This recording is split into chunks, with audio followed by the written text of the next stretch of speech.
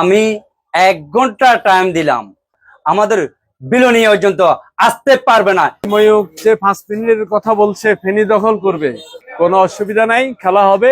অস্ত্র লাগবে না। আমরা যখন বের হব তখন আমাদের এক হাতে যখন লাঠি নিয়ে বের হবো, ওই লাঠির বাইরে ওরা চলে যাবে। আমাদের অস্ত্র ছাড়াই আমরা কিন্তু যুদ্ধ করতে প্রস্তুত আছি ইনশাআল্লাহ। একটা দেশ দখল করার জন্য বলতেছে, তাদের মতো কুৎসিত কুলাঙ্গার পৃথিবীতে আর আছে কিনা আমার জানা নেই। ইসকন নেতা চিন্ময় কৃষ্ণ ইস্যুতে ভারত বাংলাদেশ দুদেশের সীমান্তে যখন উত্তাপ ছড়াচ্ছে, তখন সেই আগুনে যেন ঘি ঢাললেন ভারতের গণমাধ্যম কর্মী ময়ূক রঞ্জন ঘোষ।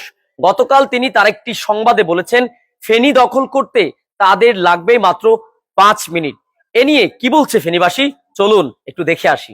ময়ূক যে 5 মিনিটের কথা বলছে, ফেনী দখল করবে। 7 মিনিট 10 মিনিট 7 দিনের মধ্যে যদি এক সুতা দখল করতে পারে, আমরা আপনার ফেনীবাসী সর্বসম্মতিক্রমে প্রস্তুত আছি। আসতে বলেন, খেলা হবে। ভারতের যে সাংবাদিক, সামান্যতম একটা ন্যূনতম একটা ব্যক্তি, সে কিভাবে বলতে পারে? নিশ্চয় তার মাথায় কোনো গন্ডগোল আছে। কেন আমরা মুসলিমরা হচ্ছে কি রাসূল সাল্লাল্লাহু আলাইহি ওয়াসাল্লামের আমলে 313 জন আর 3 লাখ কাফেরের সাথে কি বিজয় হয়েছেন। তা আমরা তো ওই মুসলমান, যে মুসলমান কাফেরদেরকে খানিকের ভিতরে কি করতে পারি, আল্লাহ তাআলার দয়া মেহেরবানিতে ধূলিসাৎ করে দিতে পারি। শুধু ফেনী নয়, সারা বাংলাদেশের মানুষ 1971 সালে পাক হানাদার বাহিনীদেরকে কঠিন আকারে পরাজিত করেছিল। ঠিক এবারে যদি ভারত বাংলাদেশের কোনো আগ্রাসী ভূমিকা করতে চায়, তাহলে বাংলাদেশের মানুষ তাদেরকে প্রতিহত করবে। Direct action. বাংলাদেশ দখল করতে পারবে না, 1971 সালে পারে নাই, এখনো পারবে না ইনশাআল্লাহ। মুসলমান, হিন্দু, বৌদ্ধ, খ্রিস্টান সবাই মিলে একসাথে খুব সুন্দরভাবে বসবাস করি। তো এটা ভারতের ভালো লাগতেছে না। তো ভারত আমাদের উপরে অযথা আগ্রাসন চালাইতেছে।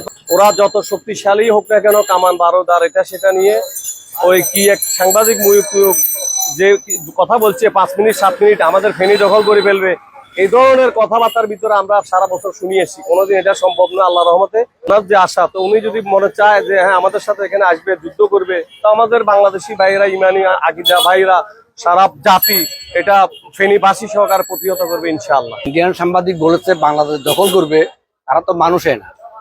একটা দেশ কেন আরেকটা দেশকে দখল করবে, কি স্বার্থ তার? আর সে যদি আসতে চায় আসুক, আমাদের ফেনীবাসীকে দেখি যায়। ভারত আক্রমণ করলে আমরাও হাতুড়ি বাড়াল নিয়ে আক্রমণ করবো, এদেরকে আমরা ছাড়বো।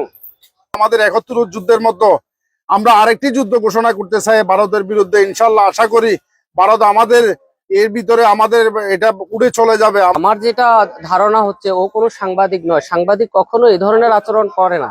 আমার মনে হচ্ছে যেন আমাদের টাং রোডে যে মলম বিক্রি করে দেয়, ওকে আমার কাছে মনে হচ্ছে যেন ও একজন মলম বিক্রেতা।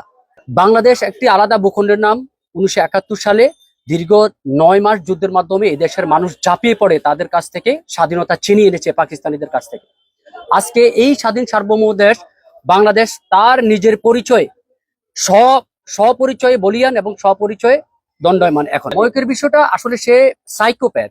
Mentally personally I think that mentally he is disorder, completely disorder. ভারতের কেউ কোনো ফাঁকলে যদি কবে বলে ফেনী দখল করবে, এটা হলো স্বাধীন বাংলাদেশ।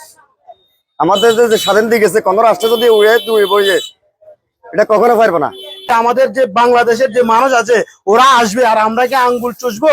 আমাদের তো ওই ক্যাপাসিটি আছে, আমাদের কি নাই? বাংলাদেশে এমন কি নাই যে ওরা যে কি মনে করে আমাদেরকে? আমরা কি এইভাবেই বসে থাকবো?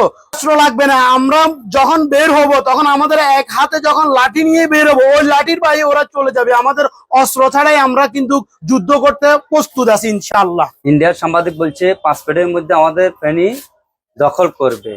আমি 1 ঘন্টা টাইম দিলাম, এরা যদি আমাদের ফেনী যদি দখল করতে পারে, রক্তের বন্যা বসে যাবে ওই। কিন্তু তারা আমাদের বিলনীয় পর্যন্ত আসতে পারবে না।